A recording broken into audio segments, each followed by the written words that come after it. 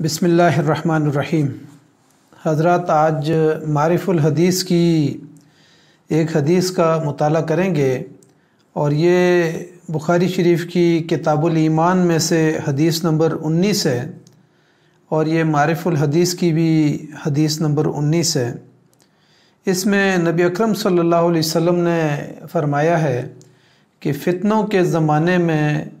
इंसान को फ़ितनों से दूर रहना चाहिए और इस तरीके से वो अपने दीन और ईमान को और इस्लाम को जो है वो बचा सकता है। अन अबी सईद अल खुदरी रज़ियल्लाहु अन्हु अन्नहु क़ाला क़ाला रसूलुल्लाह सल्लल्लाहु अलैहि वसल्लम युशिकु अन यकून खैरु मालिल मुस्लिमी गनमुन यतबउ बिहा शआफ़ल जिबाल व मवाक़िअल क़त्र यफ़िर्रु बिदीनिही मिनल फ़ितन। रवाहुल बुखारी। हज़रत अबू सईद खुदरी रज़ियल्लाहु ताला अन्हु से रवायत है, उन्होंने फ़रमाया कि रसूलुल्लाह सल्लल्लाहु अलैहि वसल्लम ने फ़रमाया, वो ज़माना करीब है जब मुसलमानों का बेहतरीन माल बकरियां होंगी, जिनको लेकर वो पहाड़ों की चोटियों की तरफ और बारिश के मकामात की तरफ निकल जाएगा और फितनों से राय फ़रार इख्तियार करके वो अपने दीन को बचा लेगा। यानी फ़रमाया कि शहरी इलाकों के अंदर इतना फितना होगा कि वो पहाड़ी इलाकों में और बारानी इलाकों के अंदर वो चला जाएगा और वहाँ जाके वो अपने दीन की हिफाजत कर सकेगा। यानी वो हिजरत करेगा, एक मुकाम से दूसरे मुकाम की तरफ अपने वतन को छोड़ेगा और अपने वतन के अंदर जो है ना अपने शहरों को छोड़ देगा और वो वहाँ से निकल कर पहाड़ी इलाकों के अंदर चला जाएगा या बारिश के मुकामात जो होते हैं जहाँ पानी वाफिर मिक़दार में होता है वहाँ चला जाएगा। इमाम बुखारी रहमतुल्लाह अलैह ने इससे पहले जो अहादीस बयान की और अबवाब बयान किए उनमें कबीरा गुनाहों से इज्तनाब का तज़किरा था और यहाँ ये बताना चाहते हैं कि सिर्फ़ इन उमूर के ऊपर ही इक्तिफ़ा इंसान को नहीं कर लेना चाहिए, बल्कि बवक्त ज़रूरत जब फितनों का दौर हो और इंसान के लिए अपना दीन और ईमान बचाना मुश्किल हो तो ऐसे मौके पर इंसान को अपने वतन को छोड़ना चाहिए और इसी तरीके से अपने दीन को बचाने के लिए और इबादत को करने के लिए तर्क वतन करना होगा या अपने वतन के शहरी आबादियों को छोड़कर देहातों की तरफ और पहाड़ी इलाकों में जाना होगा। यहाँ इमाम बुखारी रहमतुल्लाह अलैह ने फ़रमाया कि फ़ितनों से फ़िरार को उन्होंने कहा कि यहाँ पर मिनल इस्लाम नहीं कहा या इसी तरीके से मिनल ईमान नहीं कहा बल्कि मिनद्दीन कहा। इसका मतलब यह है कि इमाम बुखारी रहमतुल्लाह अलैह के नज़दीक ईमान और इस्लाम और दीन ये तमाम के तमाम अल्फाज आपस में मुतरादिफ़ हैं और इसका मतलब यह है कि जैसे कि अल्लाह ताला ने भी कुरान मजीद में फ़रमाया कि इन्नद्दीन इंदल्लाहिल इस्लाम, कि अल्लाह के नज़दीक दीन जो है वो सिर्फ़ और सिर्फ इस्लाम है। तो यहाँ पर भी जो है ना उन्होंने फ़रमाया कि दीन को बचाने के लिए जो है वो एक इंसान अपने इलाकों से निकल कर दूसरे इलाकों के अंदर जाएगा, पहाड़ी इलाकों के अंदर जाएगा और पानी के मौक़े के ऊपर जाएगा। यहाँ हुज़ूर अकरम सल्लल्लाहु अलैहि वसल्लम ने फ़रमाया कि वो ज़माना करीब है जब मुसलमान का बेहतरीन माल बकरियाँ होंगी। अब बकरियों को क्यों जो है ना बेहतरीन माल करार दिया गया है, इसकी मुख्तलिफ़ वजूहात हैं। कहा कि उसकी एक बुनियादी वजह यह है कि बकरियों की परवरिश जो है वो ज़्यादा और उनकी परवरिश और अफजाइश और उनकी नशो नुमा जो है ना वो ज़्यादा मुशक्क़त उसमें नहीं उठानी पड़ती। बकरियां ख़ुद जो है ना चर लेती हैं और वो पत्ते खा लेती हैं और कोई ज़्यादा उसके लिए इंसान को मुशक्क़त नहीं उठानी पड़ती। दूसरी वजह यह कि वो कसीरुल मनफ़ियत है, कहा कि वो कम खाने के ऊपर गुजारा कर लेती है और लेकिन उसके बावजूद कम खाने के बावजूद उसका दूध जो है वो मशरूब भी है और उसके अंदर मुकम्मल ग़ज़ा भी है, यानी इंसान के लिए उसके अंदर मुकम्मल ग़ज़ा भी है। फिर इसी तरीके से फ़रमाया कि उसकी जो ऊन है उससे जो है ना गर्म कपड़े बन सकते हैं और कंबल और जो चादरें लोग बनाते हैं वो बना सकते हैं, उससे खेमे बनाए जा सकते हैं। तो इसी तरीके से चौथे नंबर पर यह है कि उनकी अफजाइश नस्ल जो है वो बहुत ज़्यादा है, यानी हर बकरी जो है वो 6 माह के अंदर बच्चे देती है اور 6 ماہ کے اندر کوئی بکریاں ایسی بھی اعلیٰ نسل کی ہوتی ہیں جو 5-5 6-6 بچے دے دیتی ہیں،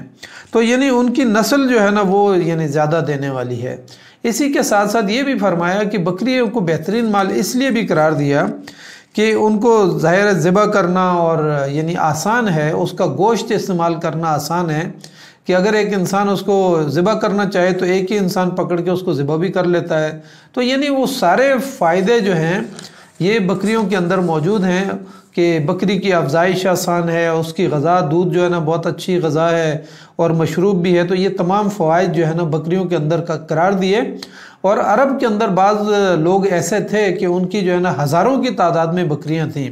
اور مختلف احادیث کے اندر بھی آتا ہے کہ ایک آدمی بنی اسرائیل کا تھا کہ جو اپنا مال تھوڑا سا چھوڑ کے گیا اور اس کے مال کو یعنی اپنی مزدوری میں چھوڑ کے چلا گیا تھا، لیکن جب ایک زمانے کے بعد وہ واپس آیا تو ایک گھاٹی کے اندر جو ہے نا اس کی بکریوں کی تعداد بڑھ گئی تھی، اور اس مالک نے کہا کہ یہ ساری بکریاں گھاٹی کے اندر جتنی ہیں یہ تمہاری ہیں۔ تو یعنی اس کی مال کی انویسٹمنٹ کے نتیجے میں اتنی بکریاں بڑھ گئی تھیں۔ تو بہرحال بکریاں جو ہے نا عرب کے اندر بھی، مدینہ منورہ کے اندر بھی، ان علاقوں کے اندر بھی یعنی بعض قبائل ایسے تھے کہ جن کی بکریوں کی تعداد ہزاروں اور لاکھوں میں تھی۔ تو اس طریقے سے یعنی بکریوں کی جو ہے نا اس لیے اس کو بہترین مال فتنے کے دور میں قرار دیا ہے۔ یہاں فرمایا کہ ایک آدمی اپنے دین کو بچانے کے لیے اور فتنوں سے فرار اختیار کرے گا۔ یہاں دین سے مراد جو ہے نا فرمایا محدثین نے کہ یعنی وہ اپنے اعمال کی حفاظت کرنے کے لیے یعنی وہ اپنے دین کو بچایا، اور یہاں پر دین قرار دیا گیا۔ اسی طریقے سے فتنوں سے عمومی مراد یہی ہوتی ہے کہ دینی امور کی مخالفت عام ہو جاتی ہے، یعنی ہر زمانے میں فتنے مختلف قسم کے ہوتے ہیں، لیکن فرمایا کہ ایک زمانہ ایسا آئے گا کہ جس میں دین کی مخالفت عام ہو جائے گی، اور ہر شخص جو ہے نا وہ یعنی خاندان اور حکمران اور عوام جو ہے نا وہ دین کے مخالف راستے پہ چلنا شروع ہو جائیں گے۔ اور پھر فرمایا کہ اگر انسانوں میں فتنوں کے مقابلے میں طاقت ہو تو پھر تو اس کو چاہیے کہ فتنوں کا مقابلہ کرے اور لوگوں کو جمع کرے اور اس کے ساتھ جو ہے نا یعنی مقابلہ کرے۔ لیکن اگر انسان کمزور ہے، اہل ایمان اگر کمزور ہیں اور وہ مقابلہ نہیں کر سکتے ہیں اور فتنوں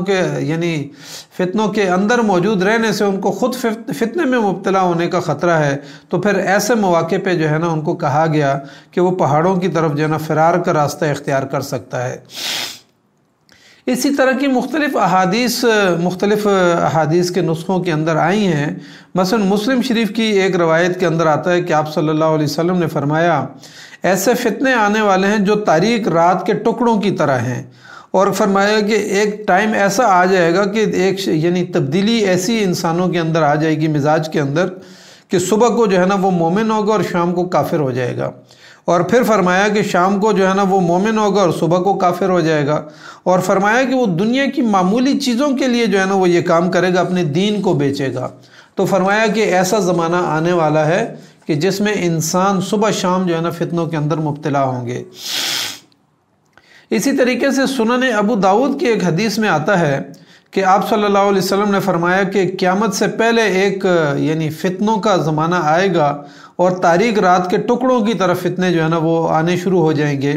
آدمی صبح کو مومن ہوگا اور شام کو کافر ہوگا، یا شام کو مومن ہوگا اور صبح کو کافر ہوگا، اور ایسے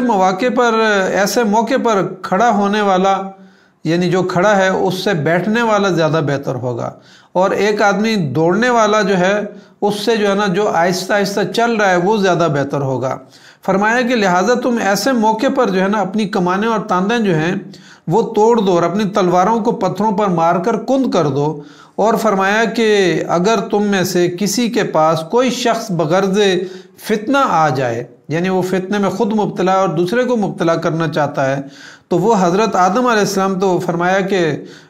تو پھر اس کے بعد جو ہے نا حضرت آدم علیہ السلام کے بیٹوں میں سے حابیل کے کردار کی طرح تم بھی اپنا کردار ادا کرو۔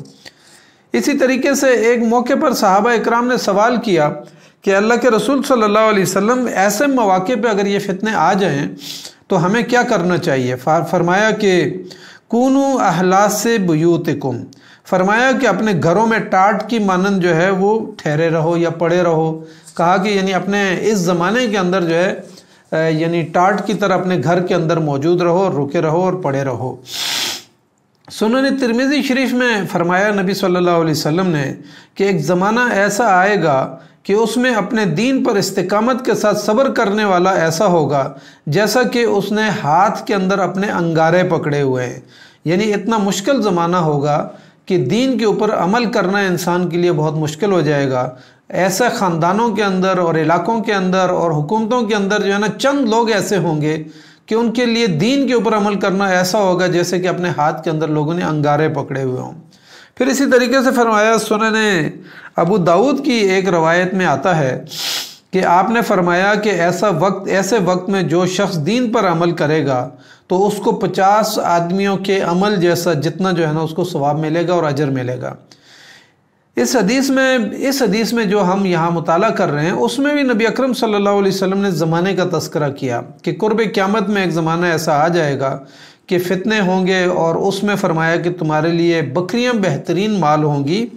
और फरमाया कि तुम जो है ना यानी उस मालो मता को लेके तुम शहरों से दूर जो है ना पहाड़ी इलाकों में, देहाती इलाकों में चले जाओ, और फरमाया कि पानी के मौके पे इंसान चला जाएगा और वो शख्स होगा जो अपने दीन को जो है ना और अपने अमल को जो है वो दीन के ऊपर रख सकेगा और अपने दीन की हिफाजत कर सकेगा। इस हदीस में ज़ाहिरन तो यही बात मालूम होती है कि नबी अकरम सल्लल्लाहु अलैहि वसल्लम तरगीब दिला रहे हैं कि अगर फितनों का ज़माना हो तो तुम तर्के दुनिया कर लो, अपने घर में बैठ जाओ, या फिर यह है कि तुम अपने इलाके में से हिजरत करके किसी और इलाके के अंदर चले जाओ। यानी एक किनारा कशी और खलवत नशीनी की बात हो रही है। तो इसका मतलब यह है कि नबी सल्लल्लाहु अलैहि वसल्लम क्या यानी हमें रहबानियत की तरफ तरगीब दे रहे हैं? नहीं, बल्कि इसका मतलब यह है कि तमाम अंबिया की ज़िंदगियों का और उनकी सीरतों का मुताला किया जाए तो ये बात हमारे सामने बिल्कुल वाज़ेह होकर आती है कि अंबिया इकराम ने और ख़ुद नबी अकरम सल्लल्लाहु अलैहि वसल्लम ने फितने के ज़माने में, मुश्किलात के ज़माने में और तकालीफ़ के ज़माने में आबादियों के अंदर ज़िंदगी गुजारी है, इंसानों के अंदर ज़िंदगी गुजारी है, उसी माशरे के अंदर ज़िंदा रहें और उसी माशरे के अंदर दावत व तबलीग का काम करते रहें। यानी ये नबी अकरम सल्लल्लाहु अलैहि वसल्लम की सुन्नत है और तमाम अंबिया इकराम की सुन्नत है। अलबत्ता ईसाइयों ने जो है ना अपने लिए रहबानियत को घड़ लिया था, लेकिन वो रहबानियत के ऊपर फिर अमल भी नहीं कर सके। तो इसलिए अंबिया इकराम की सुन्नत तो यही है कि उसमें पहला काम सबसे ज़्यादा यह है कि इन फितनों के दौर में और मुश्किलात के दौर में लोगों को चाहिए कि आबादियों के अंदर रहें और फिर इसके साथ साथ दावत व तबलीग का काम करें, अमर बिल मारूफ और नही अनिल मुनकर का काम करें। और अंबिया की ज़िंदगियों के अंदर हमें ये चीज़ नज़र आती है, और यहाँ तक कि बिल आखिर उन्होंने हिजरत भी की और हिजरत के बाद उन्होंने जिहाद का रास्ता भी इख्तियार किया। तो हमें ये बात नज़र आती है कि ऐसे मौके पे अगर इंसान के अंदर ताकत मौजूद हो, वो हवा का रुख बदल सकता है और तलकीन के ज़रिए से, दावत के ज़रिए से ये तमाम रास्ते इख्तियार कर सकता है, तो फिर तो उसको आबादियों के अंदर रहना है। लेकिन अगर ये काम नहीं कर सकता तो उसके लिए फिर ज़रूरी है कि इंसान यानी अगले मरहले के लिए फिर वो ये करे कि अपने दीन को बचाने के लिए वो पहाड़ियों का रास्ता इख्तियार कर सकता है और अपने उसके साथ जो है ना अपनी ज़िंदगी गुजारने के लिए मालो मता जो है वो बकरियों को लेके जा सकता है। यहाँ पर जो है ना नबी अकरम सल्लल्लाहु अलैहि वसल्लम ने ज़ाहिरी बात है कि इसीलिए फरमाया कि शाफल जिबाल व मवाकिल कतर कि कहा कि यानी ये रहनुमाई की कि ऐसे मौके पे जो है ना इंसान पहाड़ों की चोटियों पे चला जाए और इसी तरीके से जो है ना पानियों की जो जगह हैं वहाँ पर चला जाए। लेकिन अगर फ़ी ज़माना जो आजकल के ज़माने के फितने हैं, अगर उनको देखा जाए तो क्या पहाड़ों की चोटियाँ फितने से आजकल का जो फितना है, मसलन सोशल मीडिया का फितना है, नेट का फितना है, और इसी के ऊपर हर इंसान के पास जो है ना, चाहे वो चरवाहा है, पहाड़ियों के ऊपर रहने वाला है या शहरों के अंदर रहने वाला है, तो क्या वो आज इन फितनों से महफूज है? तो फ़ी ज़माना अगर देखा जाए तो ये फितने बहुत बढ़ गए हैं और इस आज के दौर में इंसान को अपने अकायद को दुरुस्त रखना, अपने ईमान और इस्लाम को और अपने दीन को बचाना बहुत मुश्किल हो गया है। इंसानों का अल्लाह और उसके रसूल सल्लल्लाहु अलैहि वसल्लम और हयात सहाबा के साथ ताल्लुक़ कमज़ोर हो गया है। फिर इसी तरीके से आज के ज़माने के अंदर देखें तो रिश्तों के अंदर जो मोहब्बतें थीं, चाहे वो बाप बेटे की हो, माँ बेटी की हो, या मियाँ बीवी की हो, या वालिदैन के साथ बच्चों की मोहब्बत हो, तो वो रिश्ते अगर देखा जाए तो वो इंसानी रिश्ते और इस्लामी कदरें जो हैं معاشرے کے اندر جو ہے وہ یعنی کمزور ہو گئی ہیں۔ آج کا فتنہ اتنا بڑھ گیا ہے کہ انٹرنیٹ کے ذریعے سے ساری دنیا ایک گھر کی مانند ہو گئی ہے۔ اس لیے آج کے دور میں اگر فتنوں سے انسانوں کو بچانا ہے، یا ہم نے اپنے بچوں کو بچانا ہے، یا خاندانوں کو بچانا ہے، یا پھر معاشرے کو بچانا ہے، تو اس کے لیے ضروری ہے کہ لوگوں کی تعلیم اور تربیت کا اہتمام کیا جائے، لوگوں کو نظریات کے ساتھ جوڑا جائے، اللہ اور اس کے رسول صلی اللہ علیہ وسلم کی یعنی دین کے ساتھ جوڑا جائے، اور ان کے دلوں کے اندر جو ہے نا حق اور باطل کا نظریہ جو ہے نا پیدا کیا جائے، اچھائی اور برائی کی جو ہے نا قدریں پیدا کی جائیں، اچھائی اور برائی کی پہچان پیدا کی جائے۔ یعنی معاشرے کے اندر جب تک ان کو نظریاتی نہیں بنایا جائے گا، اسلام ایک نظریہ ہے، کفر ایک نظریہ ہے، تو جب تک ان کو نظریاتی نہیں بنایا جائے گا اس وقت تک انسان کو فتنوں سے نہیں بچایا جا سکتا، خاص طور پر آج کے دور کے اندر فتنوں سے نہیں بچایا جا سکتا۔ اس لیے ضرورت اس بات کی ہے کہ ہم معاشرے کے اندر تعلیم و تعلم کا کام کریں، اور معاشرے کے اندر انسانوں کو نظریات کے ساتھ جوڑنے کی کوشش کریں، اور خاص طور پر آج ہمارے پاکستانی معاشرے کے اندر ہم آج کے اس دور میں لوگوں کو اسلام کے نظریے کے ساتھ جوڑیں، اور لوگوں کو جو ہے نا یہ بتائیں کہ علامہ اقبال کا ایک نظریہ تھا، سید مودودی رحمۃ اللہ علیہ نے ایک نظریہ پیش کیا، پاکستان کو جو ہے نا قائد اعظم نے بنایا لا الہ الا اللہ محمد الرسول اللہ کے نظریے پہ بنایا۔ پاکستان کے اندر یعنی بر صغیر کے اندر دو قومی نظریہ جو ہے نا وہاں لوگوں کو سمجھایا جائے کہ ایک طرف ہندو تھے اور ایک طرف مسلمان تھے، ہندو ایک قوم ہے، ایک نظریے کے اوپر ہے الکفر ملت واحدہ، اور اس کے مقابلے میں مسلمان یہ امت مسلمہ ہے۔ اس لیے ان نظریات کے اوپر جو ہے نا انسانوں کو جوڑا جائے۔ پھر اسی طریقے سے بتایا جائے کہ باطل کا آج کے دور میں ایک نظریہ ہے، چاہے وہ امریکہ ہے، چاہے وہ جو ہے نا اس کے مقابلے میں برطانیہ ہے، پھر ساتھ اس کے اسرائیل ہے، اس کے ساتھ ہندو جو ہے نا قوم ہے، تو یہ سارے کے سارے ایک نظریے کے حامل لوگ ہیں۔ اس کے مقابلے میں مسلمانوں کا اپنا ایک نظریہ ہے۔ مسلمانوں کے لیے جو مقدس ترین جو بنیادیں ہیں، اس میں مثال کے طور پر سب سے پہلی چیز اللہ کی ذات گرامی ہے، دوسرے نمبر پر نبی اکرم صلی اللہ علیہ وسلم کی ذات اقدس ہے، پھر اسی طریقے سے قرآن مجید ہے، پھر اسی طریقے سے قبلہ اول جو ہے وہ ہے بیت المقدس، اور پھر اس کے بعد حرمین شریفین ہیں۔ یہ وہ 5 بنیادیں ہیں جن کے اوپر ہم لوگوں کو اپنے نظریات اور اپنے قومیں اور اپنی برادریوں سے باہر نکال کر یا اپنے مذہب اور مسالک سے باہر نکال کر امت کے ساتھ انسانوں کو جوڑ سکتے ہیں، انسانوں کو اللہ اور اس کے رسول صلی اللہ علیہ وسلم کے ساتھ جوڑ سکتے ہیں، حیات صحابہ کے ساتھ جوڑ سکتے ہیں، حرمین شریفین کے ساتھ جوڑ سکتے ہیں، قبلہ اول کے ساتھ جوڑ سکتے ہیں، اور قرآن مجید کی تعلیمات کے ساتھ جوڑ سکتے ہیں۔ تو یہ وہ بنیادیں ہیں جن کے اوپر آج انسانوں کو اگر اس نظریے کے اوپر لایا جائے گا تو انسان معاشرے کے اندر حق اور باطل کو پہچانیں گے، دوست اور دشمن کو پہچانیں گے، نیکی اور بدی کو پہچانیں گے، حرام اور حلال کو پہچانیں گے، دنیا کی زندگی اور آخرت کی زندگی کو پہچانیں گے۔ اس لیے ہمیں آج کے ان فتنوں کے دور میں اگر مقابلہ کرنا ہے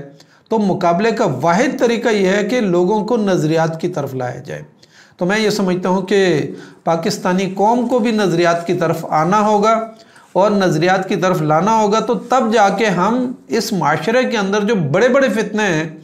چاہے وہ قومیت کا فتنہ ہو، چاہے وہ علاقائیت کا فتنہ ہو، چاہے وہ زبان کا فتنہ ہو، چاہے وہ مال و دولت کا فتنہ ہو، چاہے وہ جو ہے نا یعنی اپنے خاندان اور برادری کا کوئی فتنہ ہو، تو ان تمام فتنوں سے بالا کر کے ہم انسان کو نظریات کے ساتھ جو 5 بنیادیں میں نے آپ کو بتائی ہیں، ان بنیادوں کے اوپر انسانوں کو جوڑ کر ایک بڑی جو ہے نا امت ہم بنا سکتے ہیں۔ تو اللہ تعالیٰ سے دعا کرتے ہیں کہ نبی اکرم صلی اللہ علیہ وسلم کی ان احادیث کو سمجھنے اور ان کے اوپر عمل کرنے کی اور ان کو اپنی عملی زندگی کے اندر جو ہے نا اپنانے کی توفیق عطا فرمائے۔ جزاک اللہ خیر۔ السلام علیکم ورحمۃ اللہ وبرکاتہ۔